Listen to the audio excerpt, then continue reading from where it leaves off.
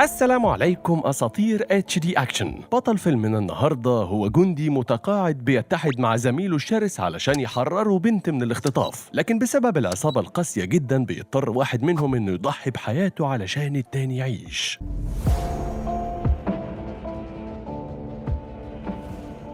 وبيبدأ فيلمنا مع جندي البحرية السابق جاك وهو بيتدرب مع أحد أصدقائه القدامى لوك، وبيبان إن الاتنين شاركوا في حروب كتير سوا زمان وقدروا ينتصروا. وبيكون لوك حاليا ضمن منظمة اسمها المحاربين القدامى واللي بتهتم بكل الجنود اللي شاركوا في الحرب وعندهم مشاكل في التأقلم حاليا. وعلى الطرف التاني في نفس المدينة بيكون اليوم الموعود لمحاكمة مجرم خطير جدا اسمه هايز، وبتبقى كل التهم الموجهة لهايز معاها أدلة قوية ومستحيل يقدر يطلع من القضية. لكن بنعرف برضو إن أفراد عصابة هايز عايزين يضغطوا على رئيس هيئة المحلفين باتريك علشان يطلع هايز براءة، وده هيعملوه عن طريق بنته سارة اللي بتكون في الوقت ده بتجري شوية حوالين بيتها لحد ما بتتصدم بعربية وناس قدامها بيحاولوا يخطفوها، فبتحاول سارة إنها تهرب لكنهم بيقدروا يمسكوها بسهولة. ومجموعة تانية من نفس العصابة بيبقوا خاطفين باتريك وبيخلوه يشوف بنته عن طريق الفيديو، وبيأكدوا له إنه لو ما قدرش يقنع هيئة المحلفين إنهم يطلعوا هايز براءة بنته سارة هتموت. أما جاك ولوك فبيكونوا في طريقهم لإحدى المباني القديمة جدا في المدينة، وده لأن لوك عارف إن في محارب قديم اسمه تومي موجود هناك من ساعة ما ابنه مات في الحرب ورافض إنه يتعامل مع الناس، ولوك عايز يساعده. وبيأكد لوك لجاك إن ابن تومي كان معاه في الجيش وشاركوا سوا في الحرب لكنه ما قدرش ينجو، وده السبب اللي خلى لوك ياخد جاك معاه. ممكن يقدر يقنع تومي إنه يسيب عزلته ويجتمع مع العالم الخارجي من جديد. وبيوصلوا بعدها للمبنى العملاق وبيقابلهم المسؤول عن المبنى ده واللي اسمه جراهام، وبيبقى معاه مسدس للاحتياط لكن عمره ما استخدمه لانه اصلا ما بيعرفش يضرب النار. وبيبقى المبنى في حالة من الفوضى ومهجور تماما، وبيطلعوا للغرفة اللي فيها تومي لكن اول ما بيفتح بيوجه البندقية ناحيتهم، فبيفكروا لوك بنفسه وبيعرفوا على جاك اللي كان زميل ابنه في الحرب وكان معاه في اخر اوقاته في الدنيا. وبيكون لوك عايز يقعد يتكلم معاه شوية لكن تومي بيرفض وبيقفل الباب في وشهم، فبيقرروا انهم ينسحبوا وينزلوا من المبنى. لكن فجأة وقبل ما بيمشوا بيسمعوا صوت حد بيصرخ، فبيقرروا انهم يطلعوا يشوفوا ايه اللي بيحصل، ممكن حد يكون محتاج مساعدة. وبيمشوا ورا الصوت لحد ما بيوصلوا لإحدى الغرف، وعلى طول جاك بيكسر الباب وبيدخلوا علشان يتفاجئوا بعصابة هايز واللي بتقودهم واحدة قوية جدا اسمها مادي، وبتأكد لهم مادي ان مفيش مشاكل هنا وممكن يمشوا. لكن شكل سارة وخوفها بيثبت لهم عكس كده، فبيقول لهم جاك انه هيتصل بالطوارئ علشان يتأكد ان كل حاجة تمام. وهنا الكل بيرفع السلاح عليهم في لحظات وبيعرفوا انهم جنود سابقين، لكن ما بيفرقش معاهم قوي لان هم اللي ماسكين السلاح مش العكس. وهنا بيدخل جراهام ولما بيشوف المنظر بيطلع المسدس على طول، لكن مادي بخبرتها بتقدر تفهم انه عمره ما ضرب النار من المسدس ده قبل كده، وبتهجم عليه وبتقتله في الحال تحت انظار الجميع. فبسرعة جاك ولوك بيبدأوا الهجوم على باقي افراد العصابة بعد ما تأكدوا من سوء نيتهم خلاص، وبياخدوا سارة معاهم وبيدخلوا غرفة تانية لحد ما يعرفوا هيعملوا ايه معاهم. وبيحاول جيك يهدي سارة وبيطمنها انه هينقذها ومش هيسيبها تموت لحد ما بتطمن منه. وبتطلب مادي من رجالها انهم ما يضربوش النار علشان ما يأذوش سارة لانهم محتاجينها حية علشان يضغطوا على ابوها. وبيحاول جيك يلاقي طريقة يخرجوا بيها من المبنى، لكن الموضوع بيبقى صعب جدا خصوصا انهم في دور عالي وما يقدروش انهم حتى ينطوا. في الوقت ده المحاكمة بتكون خلاص هتبدأ وباتريك ما بيبقاش عارف يتصرف ازاي، فبيقوم يدخل الحمام وبيفضل يرجع. وبيقابله واحد من المحلفين اللي بيأكد له ان مفيش حاجة جديدة في قضية هايز واكيد هيتم اثبات انه مذنب. وبيشوف باتريك احد اتباع هايز في المحكمة واللي كانت خطفاه علشان تتأكد انه هيعمل المطلوب منه. اما في المبنى لوك بيشوف باقي افراد العصابة وصلوا للمكان وموقفهم اصبح اضعف بكتير بسبب العدد بتاعهم، وبيسمعوا واحد معدي من جنبهم فبيكسر لوك الحيطة عليه وبيدخل معاه في قتال لحد ما بيظهر جاك وبيكمل على الراجل. وقبل ما يساعدوا لوك بيلاقي ناس تانية بتهجم عليه وكل واحد فيهم بيهتم باللي بيظهر قدامه بمنتهى البراعة. المحاربين المخضرمين بخبرتهم الكبيرة في القتال قدروا انهم يخلصوا من كام واحد من العصابة الشرسة دي. وفجأة واحد تاني بيظهر وبيمسك سارة وبيبقى هيموت جاك، لكن لوك بسرعة خارقة بيمسك السلاح وبيضرب الراجل طلقة في دماغه علشان يموت. ولما بتعرف مادي باللي حصل بتطلب من كل رجالتها انهم يقفلوا مداخل ومخارج المبنى من كل اتجاه، وده علشان يحاصروا جنود البحرية وسارة ويقدروا يخلصوا عليهم في أسرع وقت. بس جيك بيكتشف سرداب بينزل لتحت وبيقرر انه ينزل منه بحذر لانه طويل جدا، ولما بتيجي سارة تنزل وراه ما بتقدرش تتماسك وبتنزل بسرعة عالية جدا على جيك. وقبل ما العصابة بتقتحم الغرفة بيقدر لوك انه ينزل وراهم، لكن العصابة بتدخل الغرفة وبيحدفوا حاجات تقيلة على لوك علشان ينزل بسرعة عالية جدا ويغرز في سيخ حديد.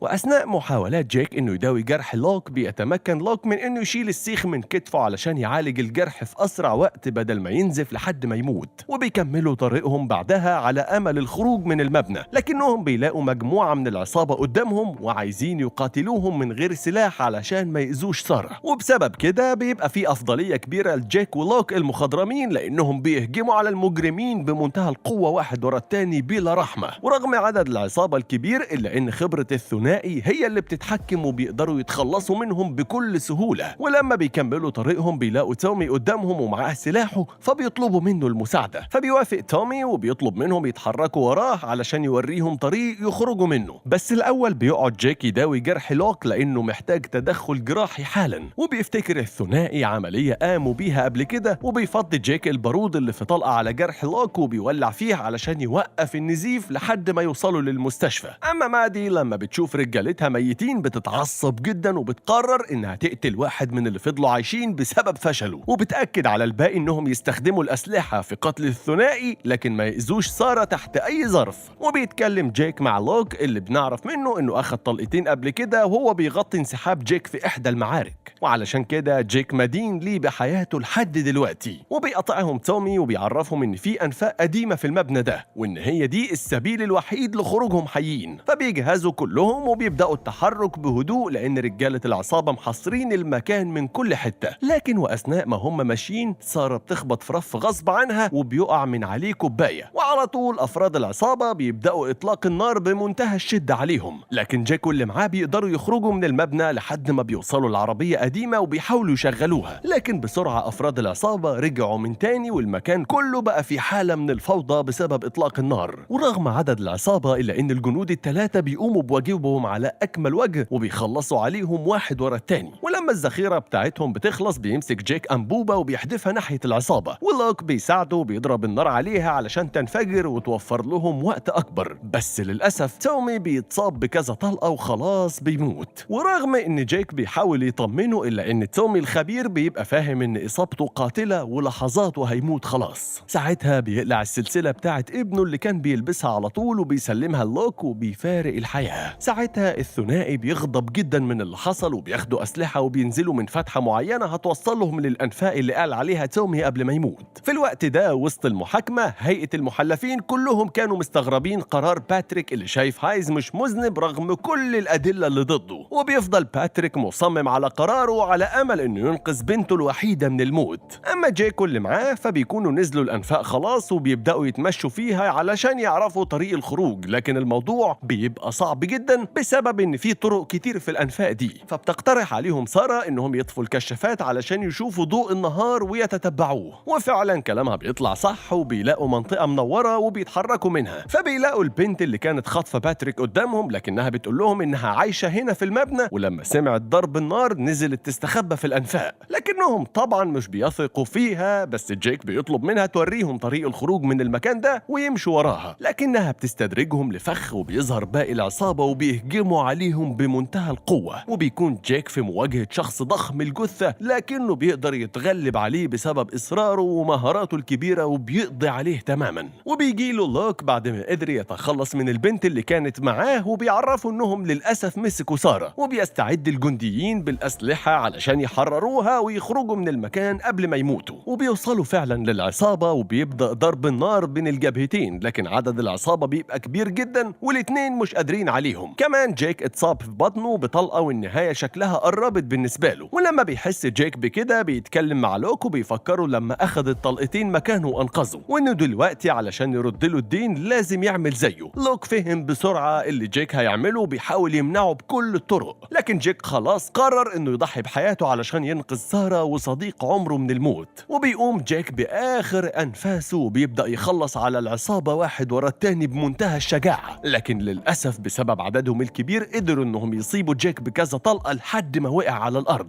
لكنه بيقوم مرة تانية وبينجح إنه يقتل شخص كمان منهم، بس خلاص سلاحه خلص ومعاه عمره الافتراضي للأسف، لأنه بياخد كام طلقة كمان بيوقعوه على الأرض ميت للأبد. لوك بيشوف جيك وهو بيقع على الأرض للمرة الأخيرة، وسارة بتصرخ ومحدش قادر يعمل حاجة، ومادي هنا بتقول لأتباعه إنهم لازم يتحركوا ناحية القارب بتاعهم علشان يمشوا من المكان خلاص طالما سارة معاهم. لكن لوك الغاضب بيبقى خرج من المبنى قبلهم وبيتمكن من الاتنين حراس بسهولة وبيخلص عليهم في لحظات وهو مليان بالغضب والحقد بسبب اللي حصل لصاحب عمره جيك، وبيقرر إنه يكمل المهمة للنهاية وما يضيعش موت جيك على الفاضي، وبسبب كده بيتحرك ورا مادي اللي في الوقت ده بيجيلها خبر إن هايز خلاص هياخد براءة وباتريك عمل اللي عليه، لكنها بتفاجئ سارة إنها هتقتلها هي وأبوها علشان الموضوع ينتهي تماما.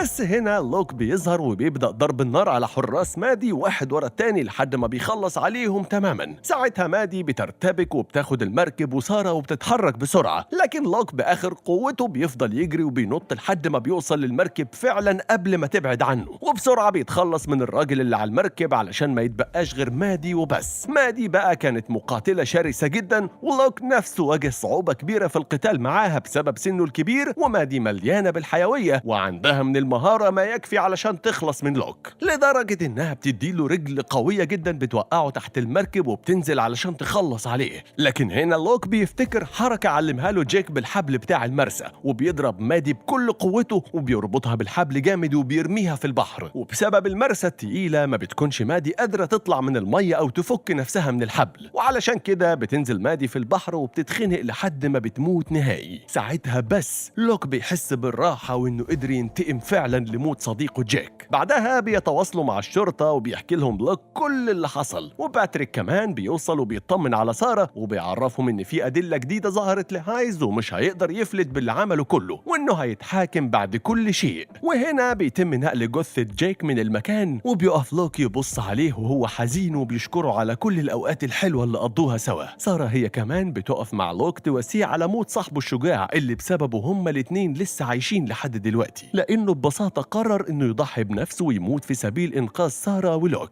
وبيفضل لوك يفتكر كل ذكريات جيك الشجاع في إنقاذ الناس. ولو ما تعرفش حاجة عن ذكريات جيك الأسطورة وقف دلوقتي وادخل اتفرج عليها هنا على القناة بالترتيب. وبكده بينتهي فيلمنا النهاردة أسطورة. ما تنساش تدعمنا بلايك وتكتب لنا رأيك في كومنت علشان توصلك كل ملخصات HD أكشن.